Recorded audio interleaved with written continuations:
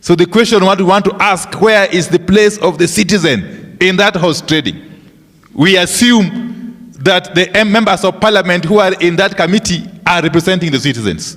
So that is an assumption we must have in our mind. I am also aware that the committee that is dealing with the taxes, the Committee on Finance, is also undertaking public participation. Public participation.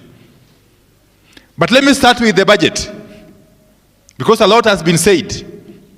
But in summary, what I think is ailing this country,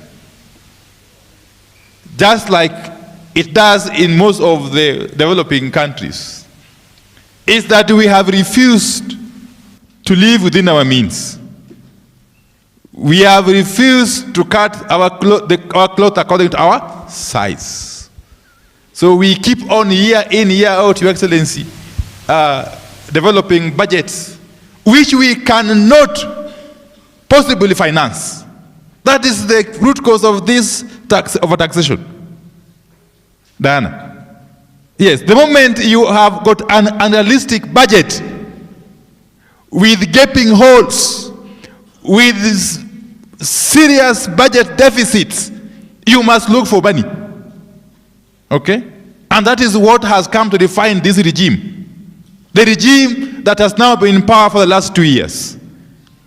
It is a regime that has now become synonymous with overtaxation, because it has refused to develop a reasonable budget. That is where we are.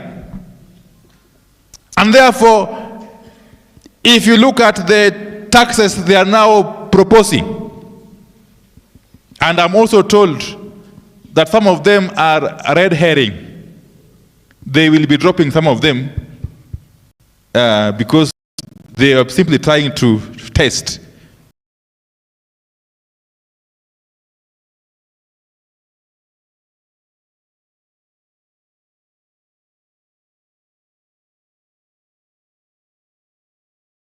To speak before I digress further, we are being treated to some shenanigans, some charade, some artificial differences within the regime that is ruling.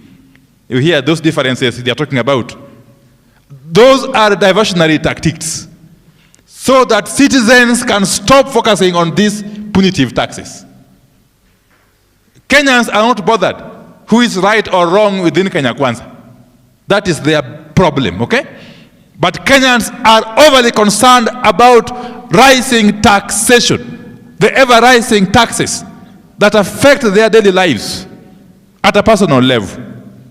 So, these taxes, some of them are actually laughable. Because if you propose to tax vehicles, and you know vehicles are very expensive to own. First and foremost, you buy them very expensively. And then you want to introduce new taxes on vehicles which have already been bought by vehicle users. And yet you know some of these vehicles are tools of work. Kenyans buy vehicles as tools of work. Many Kenyans. Okay? Take, for example, the commercial vehicles. They are tools of work. They are business tools. You are simply trying to say that you want to make business as expensive as possible. The end loser is the common citizen. The common citizen. Because the cost of doing business, once it rises, the business persons must pass it to somebody. And it's the common person. So that tax, that particular tax, must be rejected. And we shall stand firm to ensure that it does not see the light of the day. I heard some of my colleagues in parliament say that if you don't want to pay the vehicle tax, then leave your vehicle at home or stop buying a vehicle. You know, that is the height of insensitivity. The height of insensitivity. Take the issue of the tax on bread. There is a good reason why bread has all this time been zero rated. Very good reason. Then you wake up one morning, you want to introduce 16% VAT on bread. You are simply telling Kenyans that they are on their own.